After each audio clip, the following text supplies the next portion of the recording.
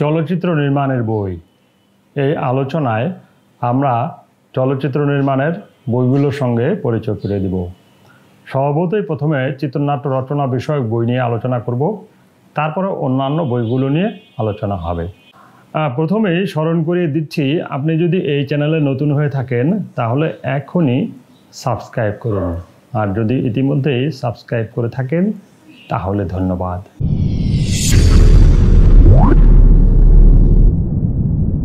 আমাদের আজকের বইটি একজন বিখ্যাত লেখকের লেখা, গাব্রিয়েল গার্সিয়া মার্কেজ, বিখ্যাত লেখক, নোবেলজয়ী লেখক।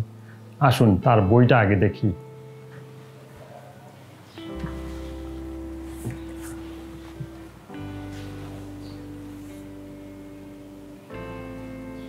চিত্রনাট্যের কর্মশালা, কেমন করে গল্প হয়, লিখেছেন গাব্রিয়েল গার্সিয়া মার্কেজ, অনুবাদ করেছেন তরুণ কুমার ঘটক।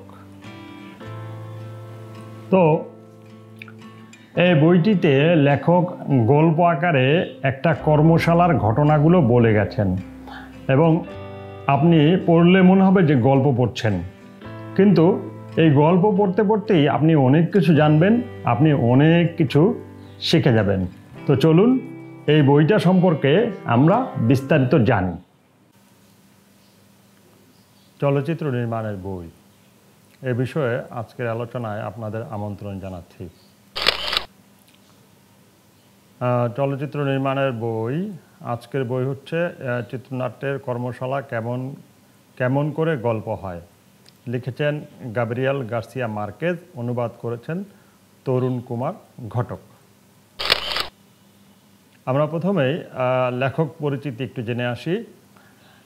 গাব্রিয়েল গার্সিয়া মার্কেজ, জন্ম 6 মার্চ 1927, মৃত্যু 17 এপ্রিল 2014। যিনি গাবো নামেও পরিচিত ছিলেন, একজন কলম্বিয় সাহিত্যিক, সাংবাদিক, প্রকাশক ও রাজনীতিবিদ, এবং 1982 খ্রিস্টাব্দে সাহিত্যে নোবেল পুরস্কার লাভ করেন। নিঃসঙ্গতার 100 বছর বইয়ের লেখক হিসেবে তিনি বিশেষভাবে পরিচিত। কলম্বিয়ার সন্তান গার্সিয়া মার্কেজ জীবনের বেশিরভাগ সময় বসবাস করেছেন মেক্সিকো এবং ইউরোপের বিভিন্ন শহরে। লেখায় জাদু বাস্তবতা ব্যবহারের জন্য মার্কেজ অনন্য। মার্কেজ নোবেল পুরস্কার পেয়েছেন 1982 সালে, এবং নিঃসঙ্গতার 100 বছর বইটি বাংলাদেশে অনুবাদ পাওয়া যায়। অনুবাদক পরিচিতি, আমরা অনুবাদক সম্পর্কে একটু জেনে আসি। তরুণ কুমার ঘটক যাদবপুর বিশ্ববিদ্যালয়ের স্প্যানিশ ভাষা শিক্ষক, এ সময়ের এক উল্লেখযোগ্য অনুবাদক। মূল স্প্যানিশ ভাষা থেকে তিনি বিভিন্ন লিটল ম্যাগে গল্প ও কবিতা অনুবাদ করেছেন। বইয়ের সূচি আমরা একটু দেখব। ভূমিকা: ছাতার ধাঁধা, শনিবারের চোর। প্রথম অধ্যায়: কাজের প্রথম দিন, দ্বৈত, ত্রয়ী এবং মুখোশ, অন্য বিকল্পের সন্ধানে। এগুলো হচ্ছে মূলত উনি কীভাবে কর্মশালাটা পরিচালনা করেছেন তার সম্পর্কে লেখা। কাজের দ্বিতীয় দিন: সীমার অন্বেষণ। কাজের তৃতীয় দিন: পাগলামোর ঘোরে, যখন কিছুই ঘটে না। কাজের চতুর্থ দিন: সামার রাতে মৃত্যু, জীবনের জয়। কাজের পঞ্চম দিন: আর্জেন্টিনার প্যাশনের গল্প, অরণ্যের আকর্ষণ। যেদিন আর্জেন্টিনার মানুষ পৃথিবী জয় করল। ক্যারিবিয়ার শেষ ট্যাঙ্গো। নরক এমন ভয়ঙ্কর। এগুলো সবই ওনার হলো ওই এই কর্মশালা চলাকালীন বিভিন্ন ধরনের ঘটনা।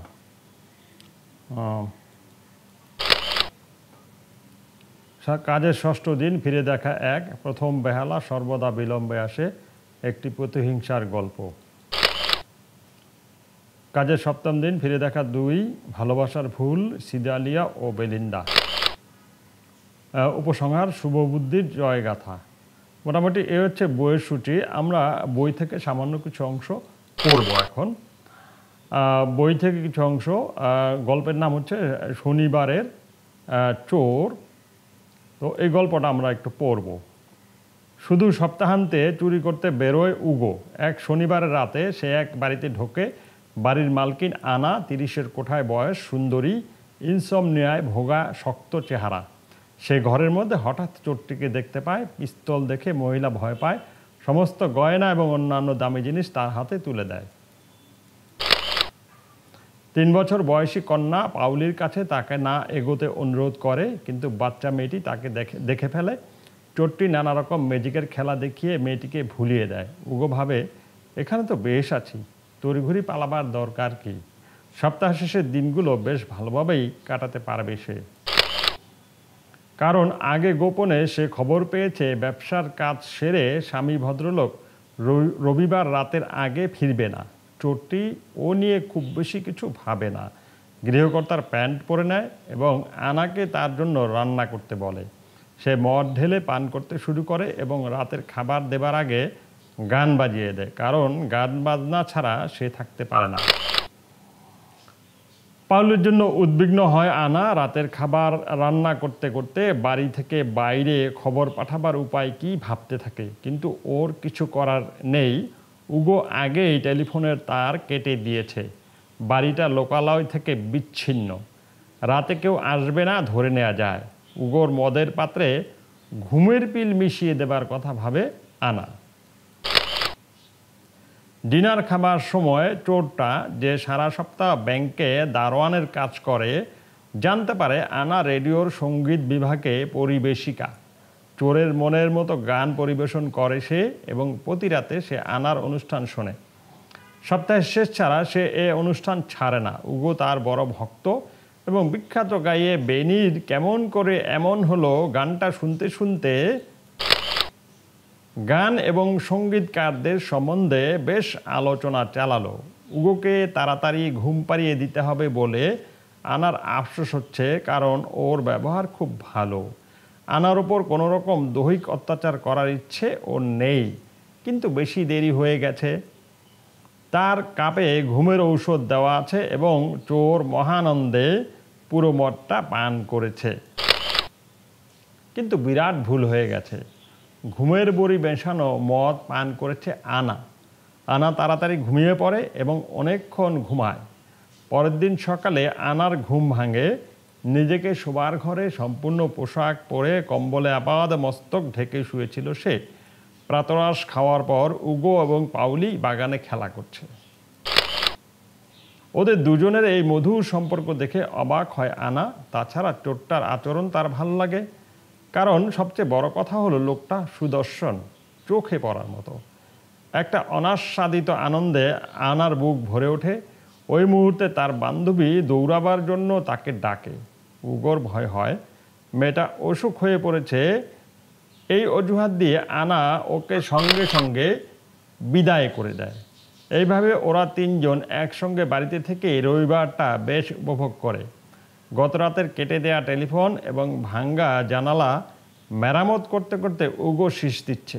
ওর সঙ্গে আলাপ করে আনা জানতে পারে সে ভালো নাচতে পারে।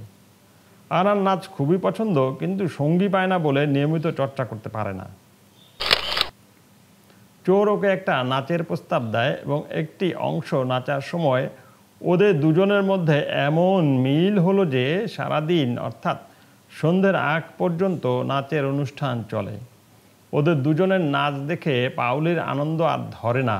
ও হাততালি দিয়ে তা প্রকাশ করে এবং শেষে ও ঘুমিয়ে পড়ে। ওরা দুজন এত ক্লান্ত যে হলের মধ্যে একটা বড় চেয়ারে দুজনেই শরীর এলিয়ে দেয়।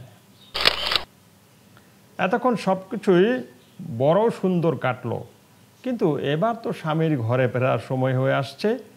আনার প্রবল আপত্তি সত্ত্বেও উগো সব চোরাই মাল ফেরত দিয়ে দেয় এবং চুরির সম্ভাবনা নির্মূল করার কয়েকটি মূল্যবান উপদেশ দেয়। বাড়ির দুই নারীকে ছেড়ে যাবার সময় তার মন ভারী হয়ে ওঠে। আনা চেয়ে থাকে। ও ধীরে ধীরে চোখের আড়ালে চলে যায়। প্রায় আড়াল হওয়ার মুহূর্তে আনা চেঁচিয়ে ডাকে। ও ফিরে এলে আনা সোজা ওর চোখে চোখ রেখে বলে যে আসছে সপ্তাহের শেষে তার স্বামী আবার বাইরে চলে যাবে। শনিবারে চোর রাস্তায় নেমে আনন্দে নাচতে নাচতে এলাকা ছেড়ে চলে যায়। রাত্রি নেমে আসে। এই হচ্ছে গল্প। গল্পটা খুব মজার এবং এই গল্পটা নিয়ে আমি যতটুকু জানি যে এই গল্পটা নিয়ে অনেকগুলো নাটক হয়েছে, টেলিভিশন নাটক, এবং আমি সম্ভবত ভারতের কোনো একটা চ্যানেলের কোনো একটা নাটক দেখেছিলাম। যাই হোক, এই বইটার প্রথম অংশে এই গল্পটা আছে এবং গল্পটা খুবই চমৎকার এবং গল্পটা সবচেয়ে বড় বৈশিষ্ট্য হচ্ছে যে গল্পটা বলা যাচ্ছে না তারপরে কি ঘটবে, মানে অপ্রত্যাশিত ঘটনায় ভরা একটা গল্প এবং খুবই চমৎকার একটা গল্প। যাই হোক, আমরা বইটা সম্পর্কে আরেকটু জানি। বইটার প্রকাশক হচ্ছেন প্রতিভাস, কলকাতা, ভারত থেকে। প্রচ্ছদ করেছেন সুদীপ্ত দত্ত। মূল্য 250 টাকা, বাংলাদেশে হয়তো সামান্য কিছু বেশি হবে। তো এই হলো আজকের বই, চিত্রনাট্যের কর্মশালা, কেমন করে গল্প হয়। চলচ্চিত্র বিষয়ে নতুনদের জন্য বইটা খারাপ না। শাহবাগের আজিজ মার্কেট এবং নিউ মার্কেটে বইটা পাবেন, তাছাড়া অনলাইনে অর্ডার করতে পারেন। আর এই আলোচনাটা কেমন লাগলো অবশ্যই জানাবেন। প্রতি সোমবার রাত 10টায় চলচ্চিত্র নির্মাণের বই এ বিষয়ে একটি করে বইয়ের সঙ্গে আপনাদের পরিচয় করে দিব। তো ভালো থাকবেন, দেখা হবে, শুভকামনা।